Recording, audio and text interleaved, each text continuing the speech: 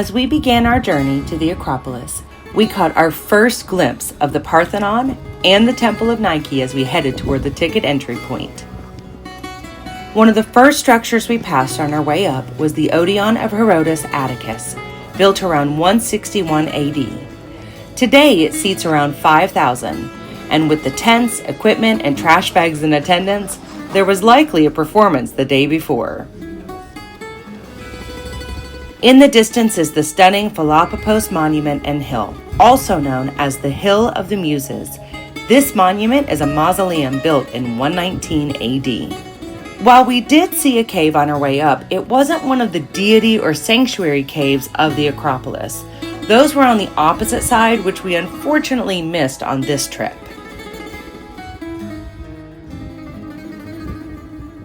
First, we see the Temple of Nike on the south wing of the Propylaea, or what we would call the entrance gate today. This particular Propylaea is not only one of the first of its kind, but it is also the most famous one from around 437 BC.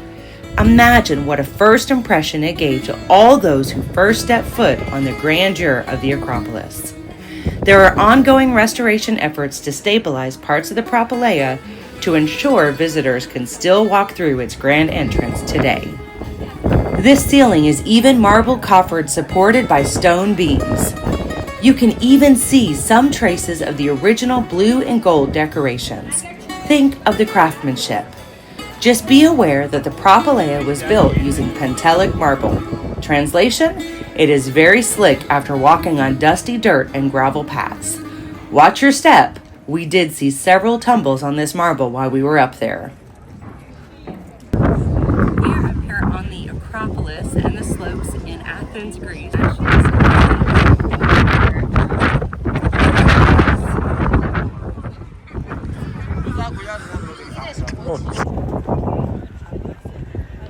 That was actually more holy than the Parthenon was.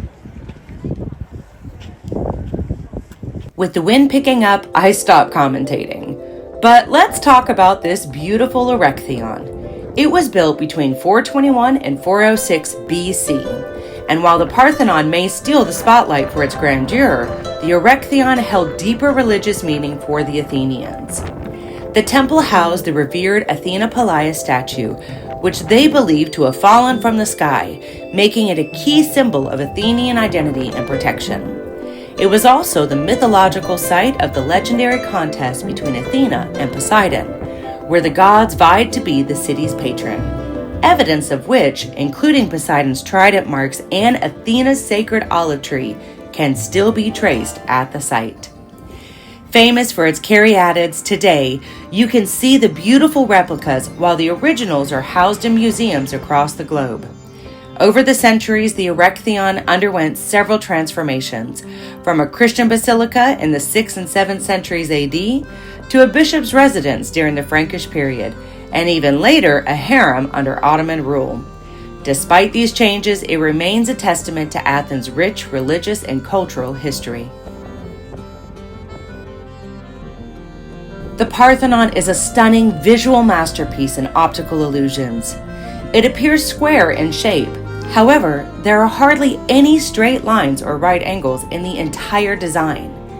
It was constructed by 432 BC, and it was originally dedicated to the Greek goddess Athena Parthenos, with a large 40-foot-high ivory and gold statue of Athena inside the temple. In the 6th century AD, the Parthenon was converted into a Christian church.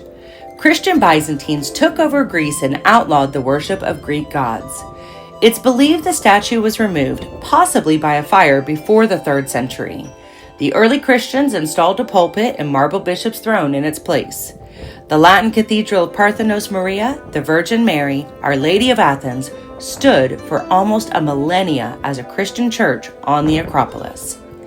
In the mid-15th century, the Ottoman Empire seized Athens from the Christian Byzantines and converted the church into a mosque.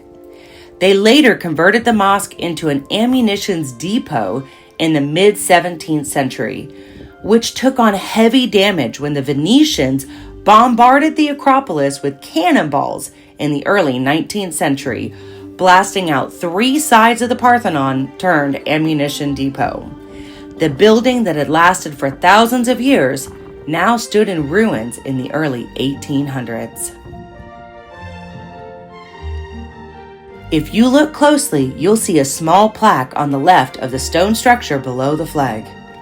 In April of 1941, during Nazi Germany's occupation of Greece, an iconic moment was captured in this picture taken in front of the Parthenon here on the Acropolis. On May 30th, a little over a month later, 2 teenage students climbed onto the Acropolis in the middle of the night, slipping past enemy soldiers and cut down the Nazi flag and replaced it with a Greek flag.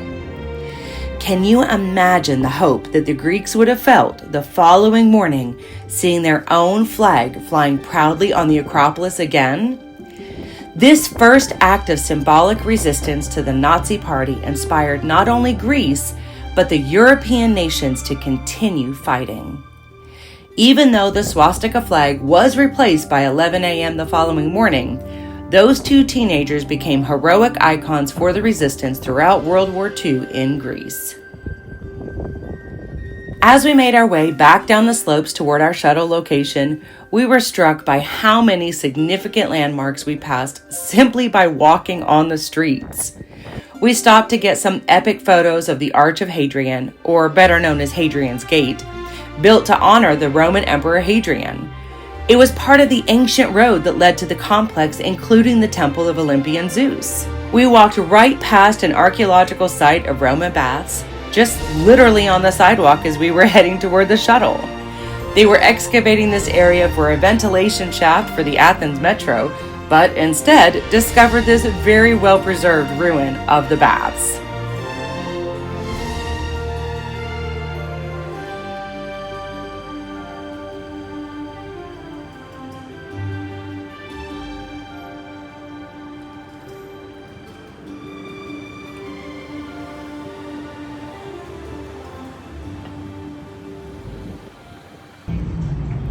Okay, so we're here at the Grand Hyatt in Athens, and we are currently sitting on top of the Grand Hyatt Athens at the Grand, which is this high scale restaurant with amazing views. Part of us coming to Athens was that Rachel and I are celebrating 10 years together, so this is kind of an anniversary present for us. But I'm going to turn this thing around if I can, and if I can't, I'll just I'll start it again. I'll start it again and get our view. It's just amazing. We did have to bring the bug with us. Hi.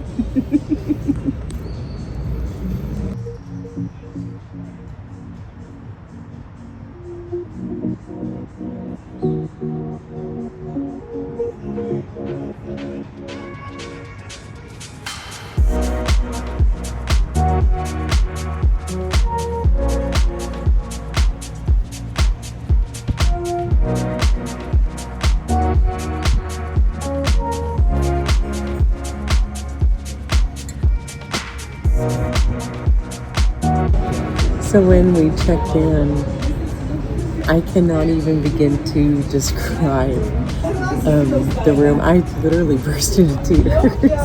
We didn't record it, but you know, that's okay. We don't always record everything, of course. But like for real, like I burst into tears and we opened the blinds. I'm like,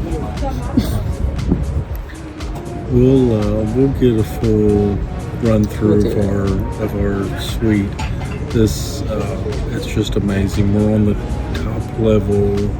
We're on the top floor of the suites, right in the corner, and basically have the same view. Just about. yeah. We're 2 floors higher where we're at right now. And that's it. It's pretty much the same view. It's amazing. And again, you all, I know that we've shared this before, but Daily Drop Pro, like for real, like we found this through Daily Drop Pro, like for real, we didn't pay for this.